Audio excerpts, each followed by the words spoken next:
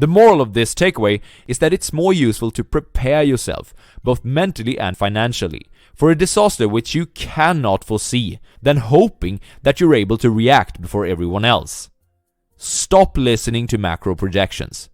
The things that will cause big fear among the investment community in the future are the things that are unlikely to be foreseen anyways. The seduction of pessimism. Daniel Kahneman, the author of Thinking Fast and Slow, says that asymmetry towards loss and listening to pessimists is an evolutionary trait. When directly compared or weighted against each other, losses loom larger than gains. Organisms that treated threats as more urgent than opportunities have a better chance to survive and reproduce.